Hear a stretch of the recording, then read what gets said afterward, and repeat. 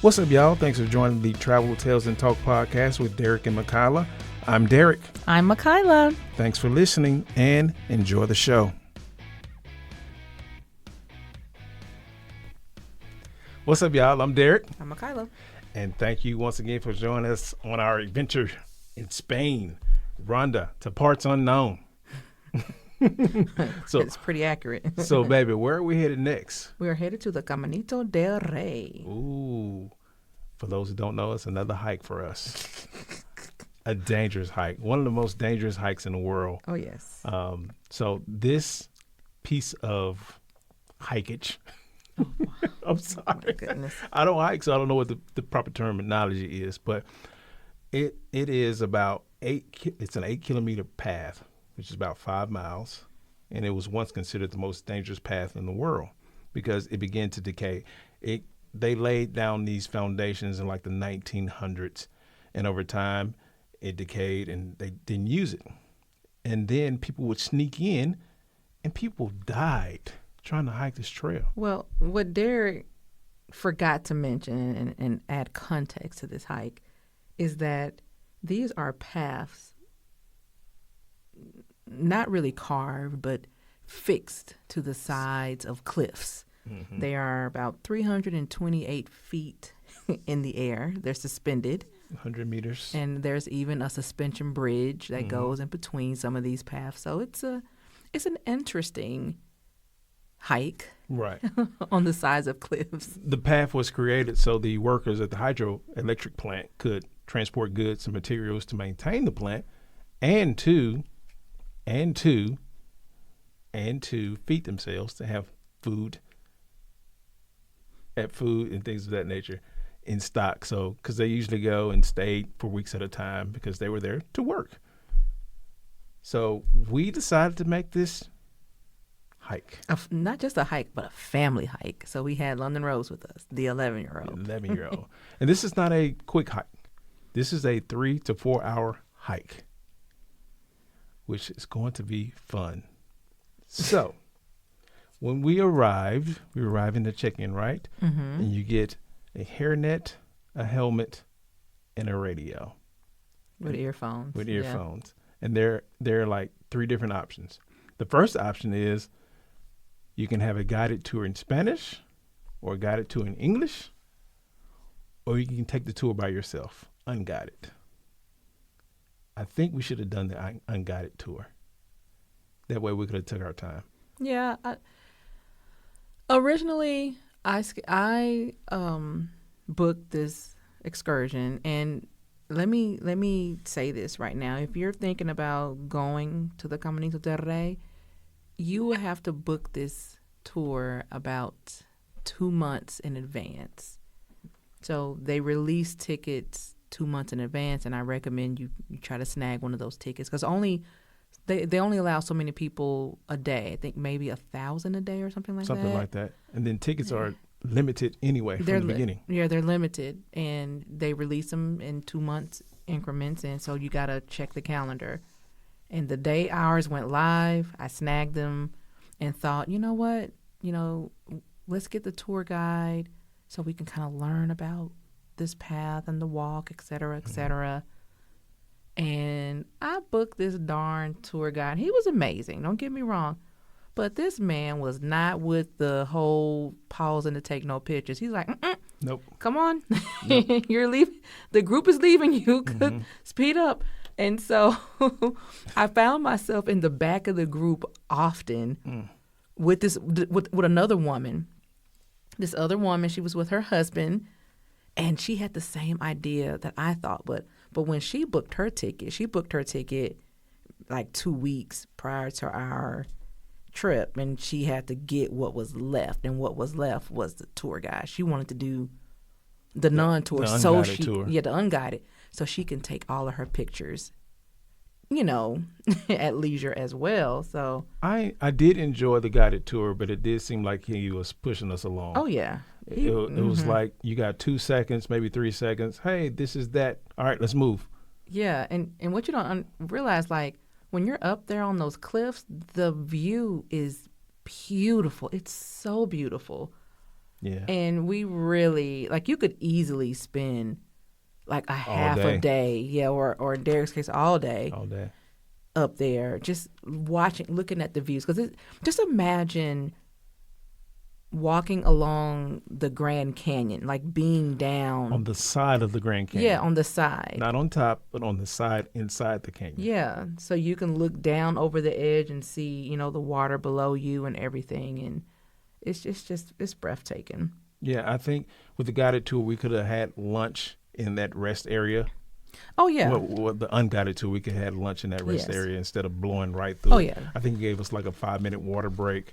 Yeah. I was like, dude, I want to take this in. Nope. You know, he was like, you got some cookies, eat that. You drink got some your water. Drink it. Let's go. Let's go. And he mentioned something about the local habitat and the animals in the area. And then he just moved on. I'm like, well, are they going to come out? Are they nocturnal? Will we see one? He's like, oh, there's a bird, there's a this, there's a that. Let's go. I was like, man, I wish he would slow down just a little bit. Yeah, so if you're thinking about booking a ticket and thinking, oh, I'm going to book this guided tour, you know, but I'm going to do a self-guided tour. No, you're not going to do it because the hard hats they give you are color-coded. Color-coded. So I tried that. And that's how he spotted me. Like, oh, no, come on. Yes, Because I had blended in with the unguided tour people. He was like, no, your hat is clearly not the same color. You belong with us. Let's go. The guided tour was blue helmets. I believe unguided was yellow or something like that. I think it was red. Red, yeah. It was a different color. Let's put it that way. Different color.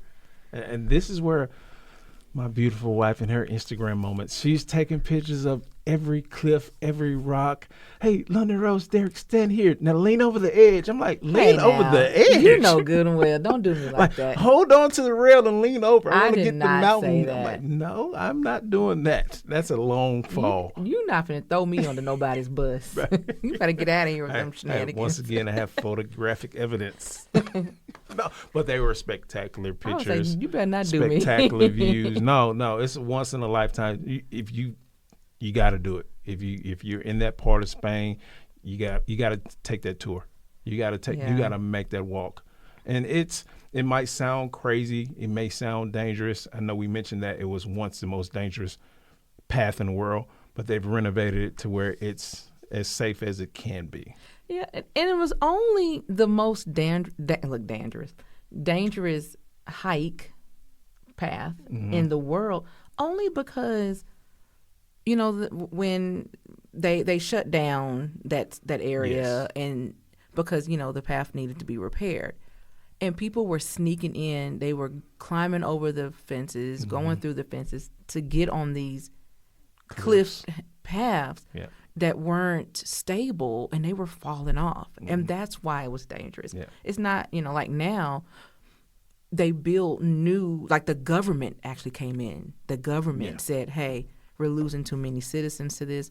Let's just go on, and we'll spend the dollars to get this done right. And that's what they did. And because when you're walking along the path, you could see the old original, like stone, concrete walkway underneath these new and improved metal ones that the government set into place. Yeah. And then also people were breaking in, trying to scale the cliffs. Oh, yeah. Like we're talking about straight up and down, and they're trying to scale these cliffs, and unfortunately they meet their demise. But some people love doing that stuff. I'm not one of those people. And this is where, you know, I almost lost my wife on this one. Stop it. Man, she was running on this small path. Her coat got caught on the side of the cliff, and she goes a stumbling. I'm like, oh, no. Exaggeration. She's going to fall over the side. I'm like, oh, no. And she's like, oh, I'm good, I'm all right. I only stumbled because I was fast. I'm not going to, I was not running. I'm not crazy now. Come on. Running, baby. Come on. Running. I was speed walking. Really fast. Because, you know. Slight run. I am clumsy by nature. And that's why I thought I lost you. He called my name in such an aggressive manner. My reflex attitude clicked in like, what? Because I was like, stop running. No, don't run. And I guess the guy was like, I don't like ugly. It made me trip. And I tore my jacket on the side. I don't even know what it Because it's a smooth rock. Like, what? How did I tear my jacket against this cliff? So my jacket was literally. It was ripped open. It was. All I had was a sleeve. It was ripped open, and when you fell, I thought you had cut yourself. I thought you were hurt. No. And you bounced up. I'm trying to take these pictures. I'm like, baby, are you okay? Because you knew the tour guide was going to yell at me for being behind the group. So I'm trying to get my picture in real quick. You calling me for unnecessary stuff. Baby, there's signs all over that said, do not run. I was not running. Once we're going to settle this now. I was not running. You were a light jog. Whatever. I thought you were going over the side of the cliff, baby. Okay. My heart was beating so fast. Don't call my name like that. That's all I got to say. Because I was terrified. Like, she is not, Michaela. And you just start tumbling. I was just trying to get to this spot that I saw with this beautiful view, and I wanted to take my picture. And I knew that guy, the tour guide, was going to yell, "Come on, Benaki!" No, I was not. No, I want to get my picture in. We were all into the other group. They creeping up on us. They were. Oh man, that was hilarious. That was hilarious. But I wasn't the only one. No, I was not the only one. We met our new traveling family. The Langles. Yep. Miss Langle, she was back there with me. Yep. As Beth.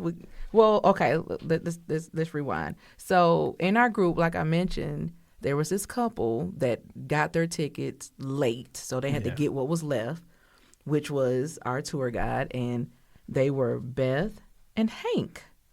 And Beth spent a lot of time with me, so she and I would swap pictures. Like, she loved pictures as much as I did.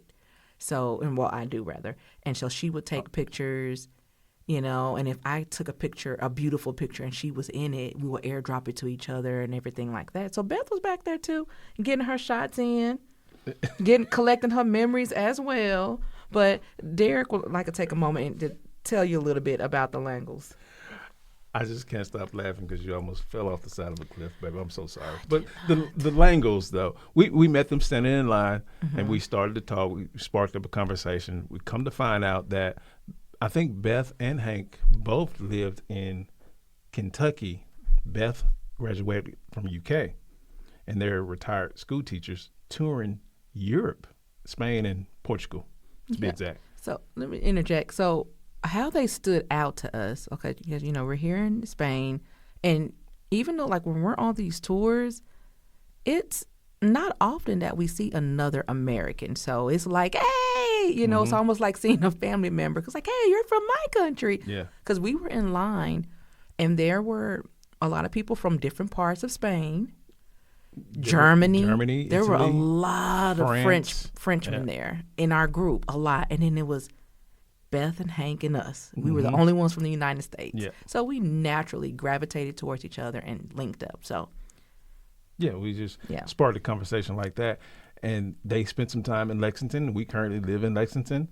They're retired educators. I think Hank was a principal and Beth was a 5th grade teacher. So we had that where my wife is a Spanish teacher, had that connection, and they kind of live close to us in Columbus. But they retired and moved to Colorado. And they're in Spain or in Europe because it's like 9 feet of snow in Colorado. They said they had to get out of there. I was like, yeah. Why did you retire to Colorado? It snows all the time. Well, that's my birth state. I was born in Colorado Springs. So. I mentioned to Hank, I said, I've never heard anyone retire to Colorado. They always go to Florida or somewhere, Texas, somewhere warm. So, and the crazy part about them, they had a business card, a travel business card where they had all their information on it, email address, phone numbers, QR code. And what they do while they travel, in most cases, they go to like these third world countries and help out with their dentists. They help people with dental hygiene. Those who can't afford it, they go out and provide it. An amazing cause. So we're going to hopefully link up with them one day and make one of these trips. They had just came in from Nepal when we met them in Spain. Mm-hmm. So those are going to be our new travel buddies. So we're still on this walk, and there's this, was it a rope bridge that we had to cross? Yeah. It was a rope bridge. I didn't want to do that. Like I'm not gonna Indiana lie to Jones. you. I did not want to, I do not want to lie to you. I wanted to turn around. I thought it was going to be like the path was going to be like that, the wooden path. I thought it was going to be our way all the way to the end. No. And they didn't mention this suspension bridge made of ropes. Yeah, the rope bridge was how you got out of the Caminito del Rey. That was Yes. your last tour of the hike. You got across this bridge to get to the other cliff to get out, because that's where the exit was. And I think what got me was the tour guide said there can only be 4 people on it at a time. I was like, oh, come on, bruh. Are you serious? Are you serious? I didn't right even now? hear him say that. Yes. I guess because I was in You the were back. in the back. Yeah. And I was like, 4 people at a time? It's like, what happens if more than 4? Well, it can only handle so much weight. I was like, oh, man. I've been bamboozled. I don't know if I would have made this trip if I knew that was the last part of it. That was pretty interesting. Pretty scary for me. I don't know. I was excited. I felt like Indiana Jones somebody. I really did. You the adventurer. We're doing all this because of you. I think you're trying to get the insurance money. Hey. So we're wrapping up the hike, and we really have no plans. We haven't made a decision. Where are we going next? Are we going to go to Granada? Because it's pretty close. Are we going to just drive directly to Sevilla?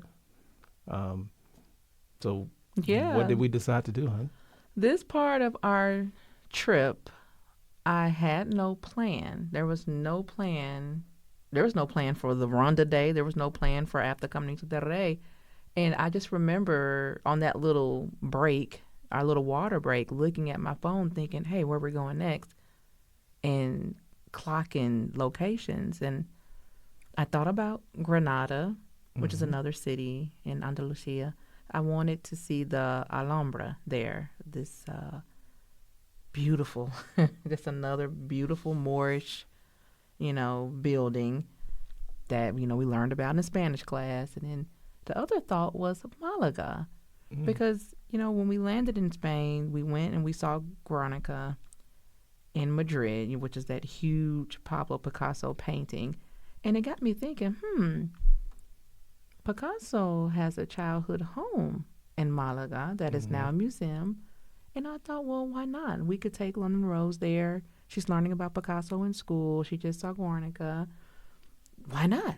Right. So I had Derek, I said, hey, here's our option. We got Granada or Malaga. We can do them both. We can drive to Malaga, then to Granada, or do you want to go, Then we just said, hey, let's just do Malaga. Malaga's pretty close, 45 minutes away. And let's go. So we hop in the car. And we're off. And we checked the tickets. Tickets were pretty affordable to this, Picasso Museum. And we get to Malaga. Yes. And drive straight to the museum. And what are your thoughts? My thoughts are we should have done more. We should have done a whole lot more. We dropped the ball once again in Malaga. Well, I'm just talking about Picasso's house. Oh, my goodness. It was kind of disappointing. I thought it was going to be his childhood home. It was, but I thought there was going to be furniture, maybe his old crib, some couches, some sofas, something. It was just his paintings. Yes. Kind of a letdown. So it was his home, which I could imagine was beautiful back in the day. It was multi-leveled, beautiful architecture, but it was basically an art gallery. They had one room set up to the way they thought his living room would have looked based off of pictures and things. And, the nerd in me, the home decor nerd in me was like, ooh, this is beautiful, know.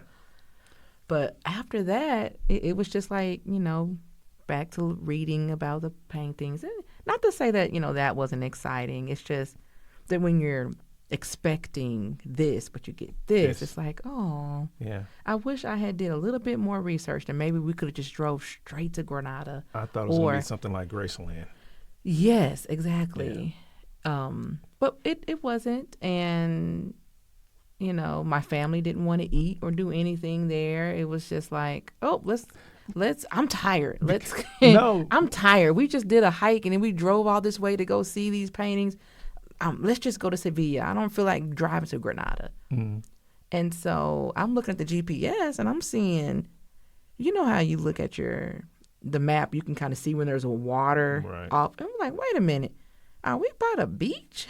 The beach was like behind. It's probably a mile away. Yeah, not even a mile, like a couple of blocks away. And I don't feel like going to see no beach.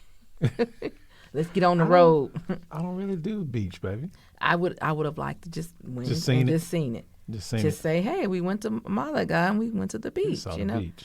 And nope. So we hopped in the car and not realizing that we missed out on a lot because, you know, and I talked to my friend, the one that, you know, lives in Spain. She was like, oh, no, you should rather do this than Malaga. There's not much to see in Malaga. And I was like, okay, well, all right, forget Malaga. Man, we started doing some research. Derek, tell them what we missed out on. We missed out on a lot. A lot, I tell you. So we missed out on the Cathedral of Malaga, also known as the One-Armed Lady. I wish I was seeing that just because of the name. And then they said the Port of Malaga is just amazing architecture. You gotta go see it when you're there. I looked that up. It said it's a must see. And then go to the beach. You mentioned it. We should have went to the beach. I kind of want to go now because they said they have nice beaches. Nice beaches that we missed out on. And then the fortress built by the Moors. Can you pronounce that for me, honey? The Spanish teacher, the linguist. The Manquita? No, that's the one-armed lady. Where? We have notes, you guys. Right here. Oh, the Alcazaba. Yes. Yes. Yes, we missed out on that. Another Moorish structure that we missed out on. Yeah. I love taking that stuff in. You know, we're learning so much about the Moors all up and through Spain, and particularly the Andalusia region. Mm-hmm. Very. Another structure that has stood the test of time. And the great thing about it is, once again, they didn't destroy it. It's still standing. Yeah, because you never know. When, you know, Ferdinand and them came on in, they chose to either keep what these Africans built or tear it down. Yep. The good thing they kept it because it's, from what I read, is a marvel. It's a must see, and we didn't do it. Well, we just got to take another trip. I'll let you plan that one too. Let me find somewhere to hike. I don't know about no more hikes, baby. So I have a question for you. And I think we talked about it.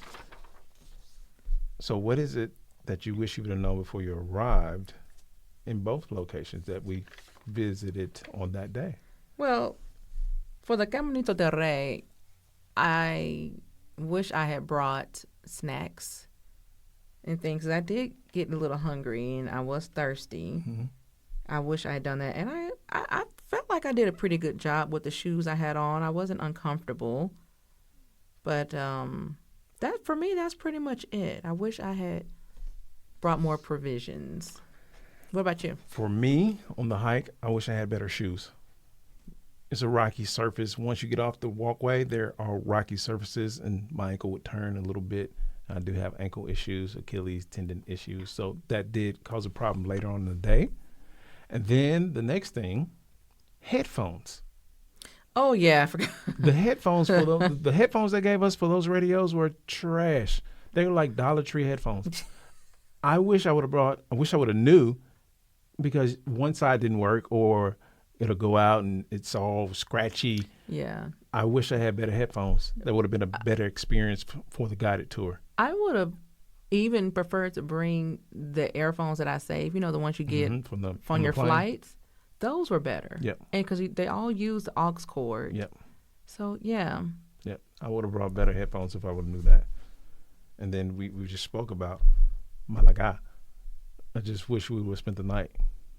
Yep. Spent the night, went to the beach, and gave the city a chance. You know, we had a family friend tell us, oh, there's nothing to see here. We should have do what we always do and just hang out. Yeah. You know it's different when you live in a place. Yeah. You know, it's different than use your tourist eyes and your Because in they've your hometown seen or it what. before. They see it all the time. Yes. So it's like an everyday occurrence for them. For us, it was brand new. So we missed out on that. Oh, we're going back. I'm claiming it. We're going back soon. So we're back in the car, babe, and we're headed to our final destination. The reason why we're in Spain. Yeah, we are, listening to my husband, Derek. I want to go to Granada. How close was Granada? Granada was a 2-hour drive. Sevilla was a 2-hour drive. Okay. In the opposite direction or the same direction? No, it's opposite direction. So it was we're gonna going go north. 2 hours in a different direction than where we're headed. Don't act like we have not done it before. I know. Don't do I'm just it. saying. That's why I made my decision. You weren't driving anyway. I told you to take a nap. I just wanted to lay eyes on Alhambra. That's all I wanted to do, lay eyes on it. That's okay. We're going back. We're going back. So that was also our first experience with getting gas. Leaving Malaga. We went up to the gas station. Oh, Lord. You want to explain that? I went to the gas station. I think I gave the guy 30 euros. I thought the gas hand was going to move, but I forgot. Well, it's in liters. you forgot to mention the full service. Full service? Yeah, we went in and we drove into the full service gas station where they pump your gas and everything. We didn't know what to do. And we didn't know what to do. And I just told Derek, you know what? Let's just go. Let's just go. We had these guys coming out to pump our gas. I'm like, we don't even know what type of gas to get. So we just kept on going. Like, no, we're not doing that. We just found our own self-service gas station. And we finally arrived to a gas station, self-service. And I said, hey, put 30 on 5. The gas hand did not budge because they do liters, not gallons. So I thought I was getting 30 euros, 30 gallons. Well, not 30 gallons, but $30 in gallons. But I got liters. The gas hand didn't budge. Didn't budge. So once again, those small little differences from the United States to Europe, liters versus gallons. Gas hand does not move with 30 euros in liters. So lesson learned. And then also, when we filled that thing up, when we turned that car into Sevilla, what we should have did was let the rental car people fill it up. Because when you use your debit card in Spain, it holds 125 euros plus what you put in gas. So I think we put $130 in petrol in that car, and then they held another $125. Is it dollars or euros? I mean, euros, 125 euros.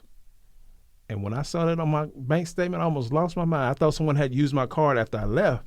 But I remember. Yeah. So I had to call the bank. Like, hey, someone used no, that's just a hold. Like, why do they hold so much? They don't hold that much here. They hold like what, $50? They held 125 euros. So another call out there. So we're off to Sevilla. All right. We're in Sevilla for the big party. Can't wait. Until next time. Next time, guys.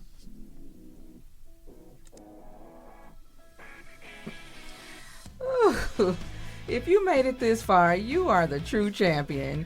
You could have been anywhere, doing anything, but you instead chose to spend your time with us. And for that, we say thank you. I'm Derek. I'm Makayla. Rate, like, and subscribe. Do good, be good. Until next time.